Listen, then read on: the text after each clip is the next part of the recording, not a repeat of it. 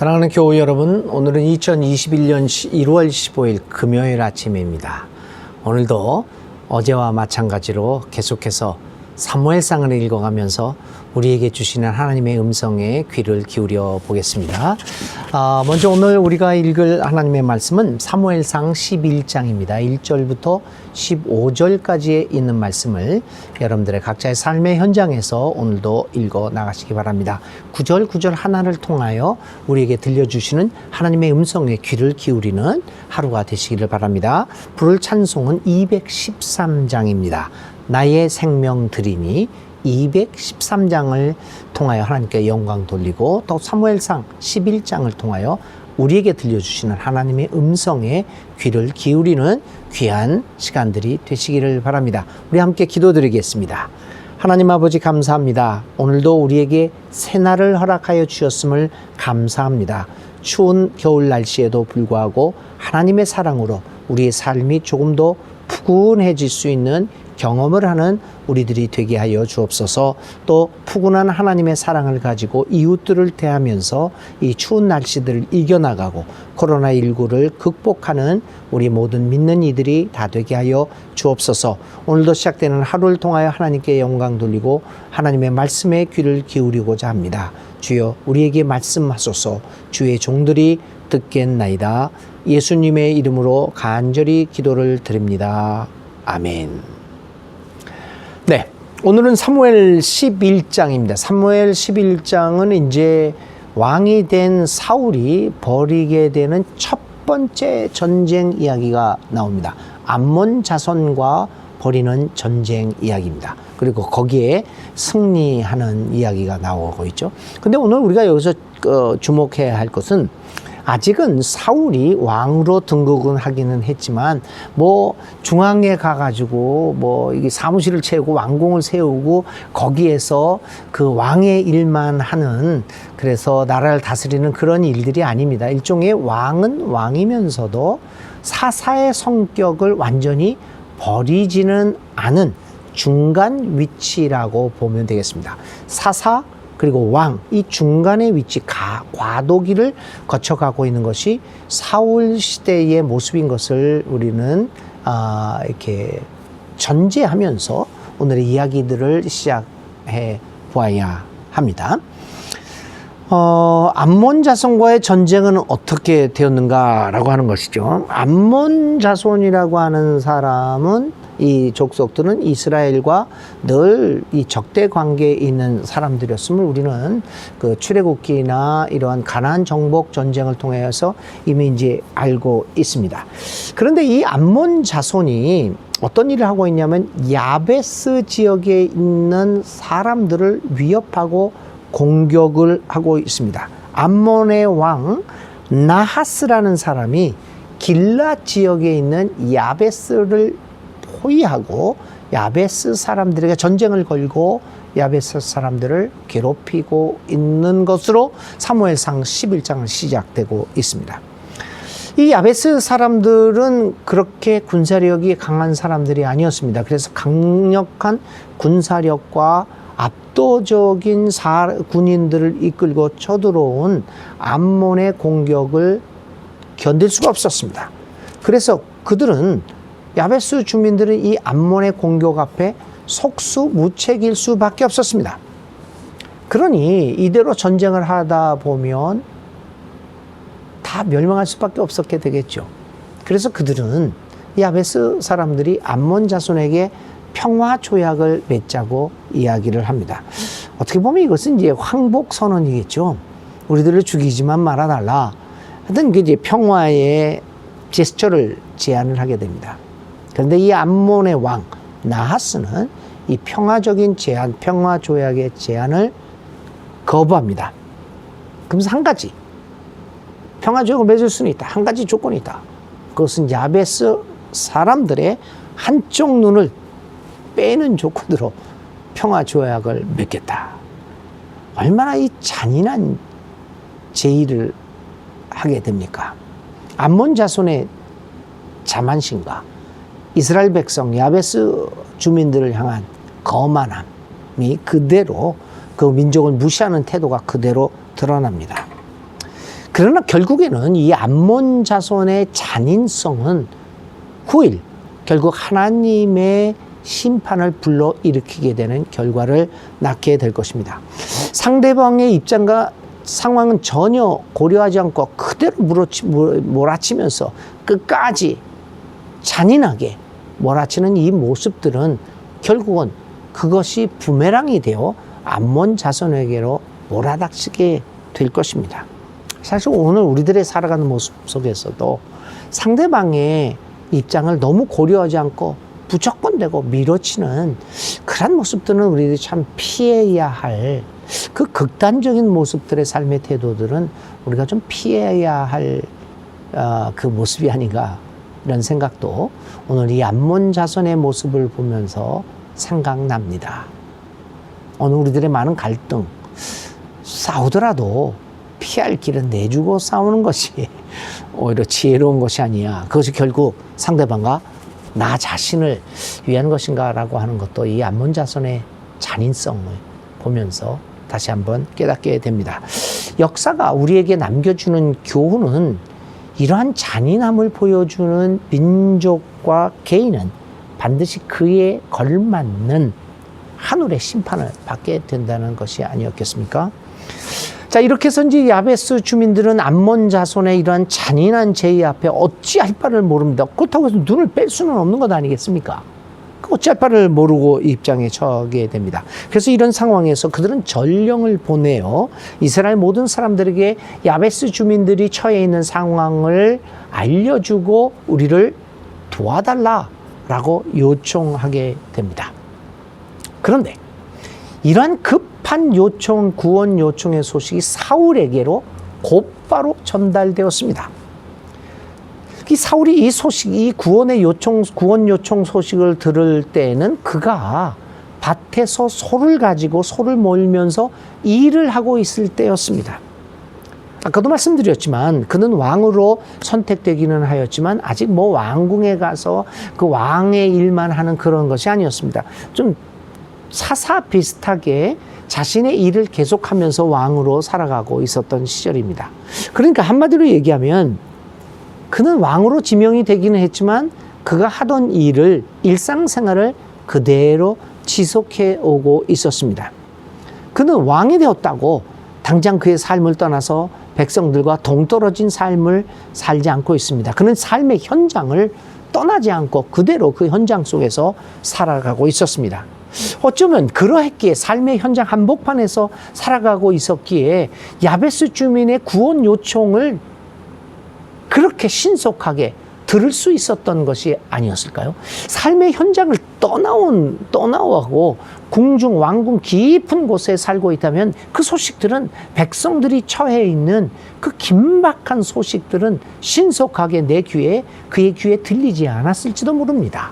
그러나 그는 삶의 현장을 떠나지 않고 있었기에 당장 죽어가는 야베스 주민들의 구원 요청을 신속하게 들을 수 있었고 신속하게 그 일에 대처할 수가 있게 되었습니다. 삶의 현장을 떠나 있는 종교, 삶의 현장을 무시하는 교회, 신앙, 이런 것들이 무슨 의미가 있겠습니까? 한 번은 이런 일이 있었습니다. 어떤 대형 교회에서 있었던 일인데 한 사람이 가난한 사람이 병을 앓게 됐습니다. 병원에 가야 되는데 이게 돈이 있어야지 가죠. 그래서 교회에서 상당한 금액이었습니다. 그 금액을 해야 되는 입장이 되었습니다. 그 구역장이 그 지원 요청을 합니다. 그래서 전도사 목사를 통해서 이것이 또 그래도 꽤 되는 금액이다 보니까 당회까지 올라가게 되었습니다. 당회에서 열띤 토론을 하게 되었죠. 그러다 보니까 상당한 시일이 흐르게 되었습니다. 그래서 어떤 일련의 과정을 거친 후에 지원 계획이 결정이 되었습니다. 그래서 담당 교구 목사가 그 소식을 구역장에게 전합니다. 근데 전하자마자 구역장에 하는 얘기가 그 성도님이 방금 돌아가셨다는 겁니다. 그래서 그 돈을 다시 또 의논해야 됩니다. 장례 비용으로 쓸 것인가 말 것인가. 직접 제가 경험했던 이야기 중에 하나입니다. 왜 이런 일들이 발생하게 되는 것일까요? 우리 교회가 상당히 조직적이 되었고 커지다 보니까, 관료적이 되다 보니까 현장 상황을 제대로 알지 못하게 되었다는 데 그 원인이 있습니다. 오늘 정부에서 하는 일들도 많이 그렇지 않습니까? 여러 가지 정책도 뭐 부동산 정책이다, 또 무슨 여러 가지 어려운 사람들을 위한 정책을 씁니다만은, 사실은 어떤 경우에는 그 정책들이 구체적인 삶의 정황이 그대로 반영이 안 돼 있는 경우가 참 많이 있습니다. 너무나 높은 데 살다 보니까 이 낮은 곳에서 살아가는 백성들의 삶의 정황이 도저히 이 귀에 들어오지도 않고 피부에 와닿지도 않기 때문입니다. 사울이 야베스 민족의 긴급 구원 요청을 재빠르게 듣고 또 재빠르게 행동할 수 있었던 것은 그가 밭에서 소를 끌며 일을 하고 있었기 때문입니다. 삶의 현장을 떠나지 않고 있었다는 것입니다. 하나님의 진정한 지도자의 모습이 아닐 수 없습니다. 자신의 삶을 백성들로부터 분리시키지 않고 그들과 함께 삶을 나누면서 백성들의 소리에 귀를 기울이는 모습은 우리 모두 우리가 본받아야 할 모습이 아니겠습니까? 이러할 때 하나님의 사랑이 생각납니다. 성육신의 사랑의 의미가 생각납니다. 왜 하나님께서 하나님의 자리를 버리시고 이 인간의 자리로 오셨을까요? 우리의 삶의 현장에 있으시면서 우리가 내는 외마디 외침 소리를 직접 들으시기 위함이 아니겠습니까? 그것이 성육신의 의미입니다. 우리의 소리를 듣기 위하여 우리의 삶의 한복판으로 현장으로 오시는 하나님의 모습을 드러내는 것이 성육신입니다. 오늘 우리들도 이러한 성육신의 하나님의 모습을 보아 좀 더 백성들의 삶의 현장에서, 특히 우리 목사들이 들어야 할 하나님의 음성이 아니겠습니까? 우리 목사들, 교역자들, 교회를 이끌어가는 교회 지도자들이 우리 교우들의 삶의 터전을 떠나서는 올바른 교회의 모습이 될 수가 없을 것입니다. 자, 사울이 백성들이 이런 위급한 상황에 대한 정보를 이처럼 신속하게 접하고 그 다음에 이스라엘 백성들에게 연락을 해서 야베스 민족을 이제 구원하자라고 이야기하게 됩니다. 오늘 우리들도 이러한 현장에서 들려오는 우리들의 이웃들의 외침에 민감해지는 삶을 살아야 되겠습니다. 사울이 이렇게 이스라엘 사람이 야베스 사람들이 처한 위기가 있다는 정보에 접하자마자 일이 하나 벌어지는데 하나님의 영이 그에게 세차게 내려쳤습니다. 그래서 그 소식을 듣자마자 사울의 마음에는 하나님의 영의 기운이 온통 가득 찼습니다. 그의 생각과 모든 가치 판단은 이제 오직 하나님의 영에 의한 것이 되고 있었습니다. 성서 기자는 사울에게 이 야베스 백성들의 구원 요청 소식을 듣자마자 하나님의 영이 크차차게 임하게 되었고 사울은 세차게 영이 임하게 되자 크게 분노하였다고 얘기합니다. 하나님의 영이 세차게 내린 후에 결과적으로 나타나는 것이 분노였다.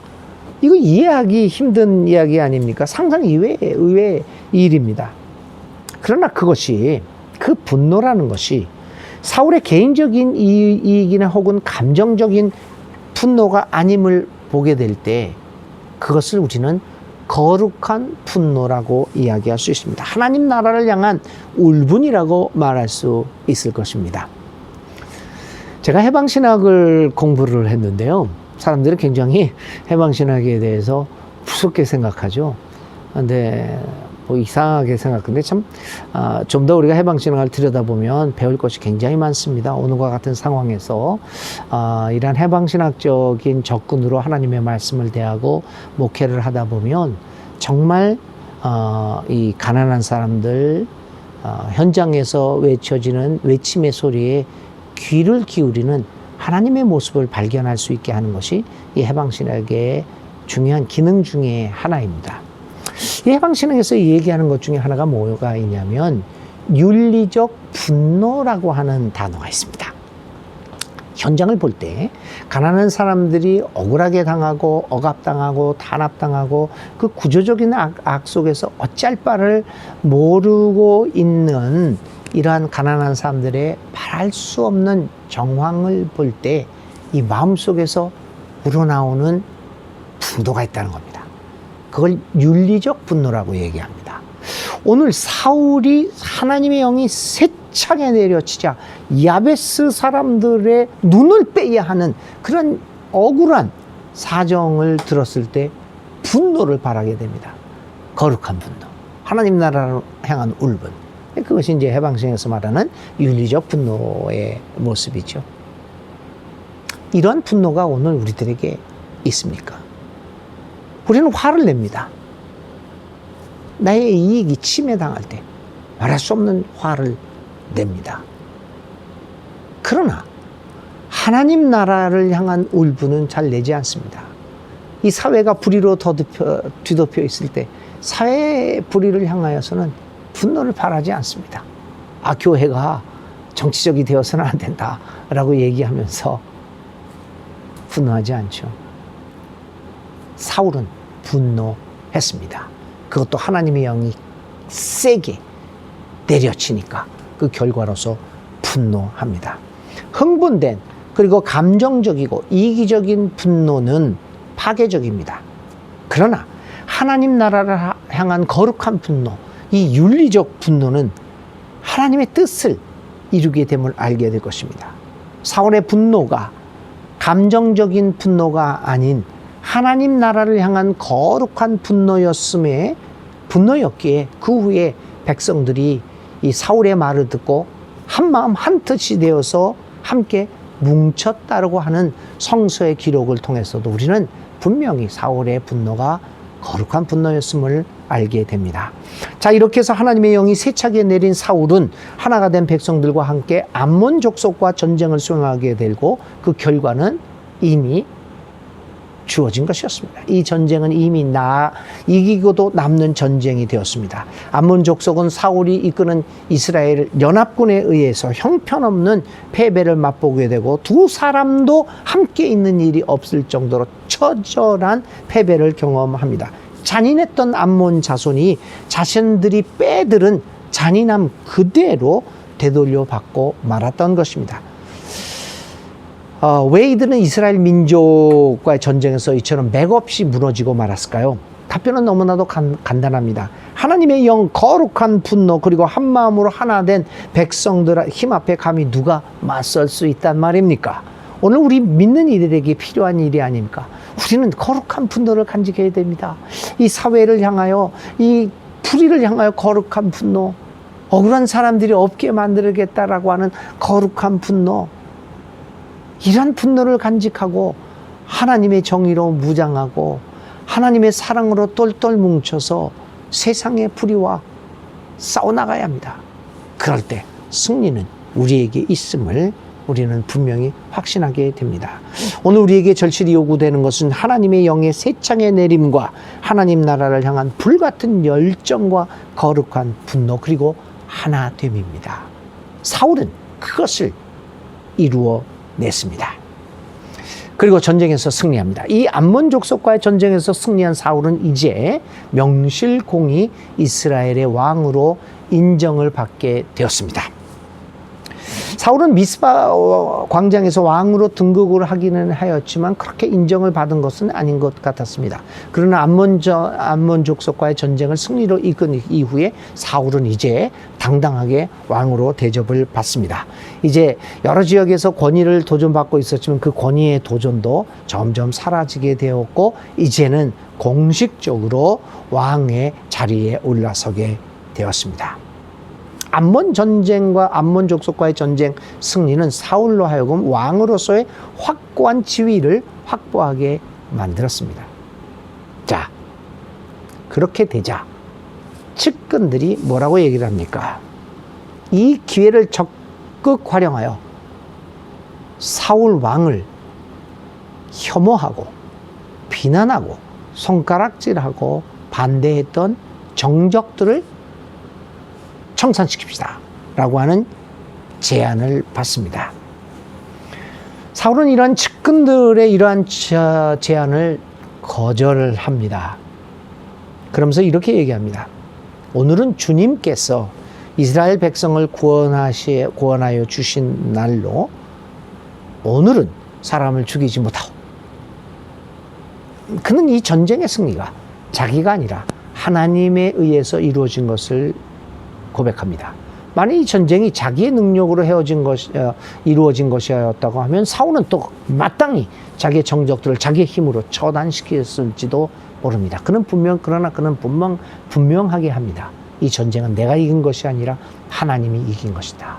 주님이 이긴 날에 내가 어찌 감히 사람들을, 정적들을 죽일 수 있겠느냐. 그는 이렇게 하나님께 공을 돌리면서 하나님이 하신 것을 인정함으로써 너그러움과 여유로움을 갖게 됩니다. 그리고 그는 관대해집니다. 그의 이 관대함이 결국 그를 이스라엘의 초대 왕으로 든든하게 자리 잡게 만듭니다. 근데 안타깝게도 이제 그 사울의 역사를 보면 이 다윗을 향하여서는 이 관대함이 점점 사라지게 되죠. 그 관대함이 사라지게 되니까 이 왕으로서의 권위도 점점 없어지고 결국 그는 멸망의 길로 들어서게 됩니다. 우리가 갖는 이 관대함은 결국 우리의 권위를 깎아먹는 것이 아니라 우리의 권위를 높여줄 뿐만 아니라 우리의 생명을 길게 해준다고 하는 것을 우리는 여기서도 보게 됩니다. 그래서 사무엘상 11장은 이렇게 암몬의 잔인함과 사울의 관대함을 어떻게 보면 대조적으로 비교하면서 어떤 결말을 맺게 되는가라고 하는 것을 우리에게 보여주고 있습니다. 사랑하는 교우 여러분, 사무엘 11장에 나타난 암몬 자손과의 전쟁 승리의 기록을 통하여 다시 한번 우리는 무엇이 우리의 삶을 우리의 삶의 길을 갈라놓는가, 우리는 어떤 것을 선택하며 살아야 되느냐라고 하는 것을 느끼게 됩니다.